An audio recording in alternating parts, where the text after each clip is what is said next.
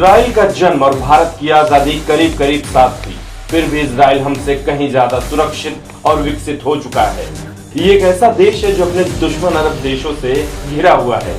92 लाख की जनसंख्या वाला दुनिया का इकलौता यहूदी ये देश 8 युद्ध लड़कर करीब करीब सारे जीत भी चुका है। इनके पास करीब 1,70,000 सैनिकों की एक्टिव सेना है। इसके अलावा 30 लाख ऐसे प्रशिक्षित सैनिक जो 28 से 32 महीनों की निर्धारित अवधि में सेना में काम करके दूसरे क्षेत्रों में अपना कैरियर बना चुके हैं। युद्ध हो या फिर कोई प्राकृतिक आपदा के समय जरूरत पड़ने पर यही लोग आगे आते हैं।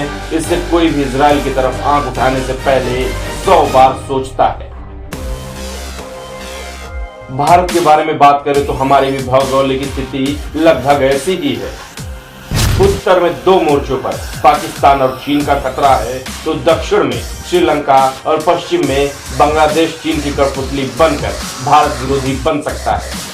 ऐसे में देश हित में मोदी जी ने फैसला लिया कि सेना से करीब 35,000 युवा प्रशिक्षण लेकर आम जिंदगी जी सके और जरूरत पड़ने पर देश के काम आ सके, जो अग्नि की तरह दुश्मनों को नेस्तनाबूद कर दे। 70 के दशक में इजराइल में टारगेट किलिंग के कई मामले सामने आए थे। म्यूनिक ओलंपिक में फिलिस्तीनी आतंकियों ने 11 इजरायली खिलाड़ियों की हत्या कर दी थी, जिसका बदला 2 दिन में 2000 फिलिस्तीनी आतंकियों को मार कर लिया गया। 16 साल तक दुनिया भर में खोज कर असली गुनहगारों को जहन्नुम पहुंचाया गया। ठीक ऐसा ही भारत के दुश्मन भी साजिश रचते हैं, जिससे हमारी सरकार और सेना भी जवाब देती है। हमारे देश को इजराइल की तरह ऐसे युवाओं की जरूरत है जो देश की रक्षा करें और राष्ट्रवादी और देशभक्त हों, न कि ऐसे युवाओं की जो देश विरोधी नेताओं की कठपुतली बनकर पत्थरबाज बने। युवाओं को ब्रेन वॉश से बचाने के लिए अग्निपथ योजना के माध्यम से मोदी जी कुछ ऐसा ही करना चाहते थे। इसलिए सेना के सुझाव पर अमल करके अग्निपथ योजना को लागू किया गया। ये तो हुई देश की बात। अब नजर डालते हैं युवाओं यानी आपके फायदे की बात पर।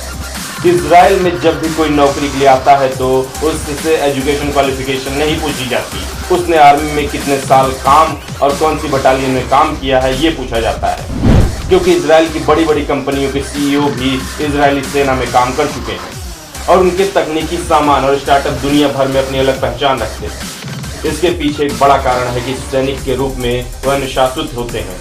उनको ऐसे तैयार किया जाता है जिससे वो कभी हार नहीं मानते। कुछ ऐसा ही अगर भारत में होगा तो ये बदलाव देखा जा सकता है। सरकारी क्षेत्रों के अलावा उद्योगपतियों ने भी अग्निवीरों के लिए दरवाजे खोले हैं। अंत में आपको बता दें कि अपनी मजबूत सेना की वजह से इजराइल दुश्मन अरब देशों के बीच सुरक्षित है। वहां की सरकार भी स्थिर है, जबकि भारत में देश को अस्थिर करने के लिए विपक्षियों ने बार बार मोदी सरकार को अस्थिर करने की साजिश रची।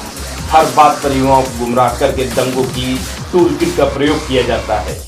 विपक्षी नहीं चाहते कि मोदी जी आपके और आपके परिवार को मजबूत बनाने में आपकी मदद करें, इसलिए अपनी अक्ल लगाइए और विपक्ष के झांसे से बचिए। आपको इजराइल की तरह भारत को मजबूत बनाना है या फिर पत्थरबाजी करके अपने और अपने परिवार की खुशियों को खत्म करना है, फैसला आपको करना है। जय हिंद।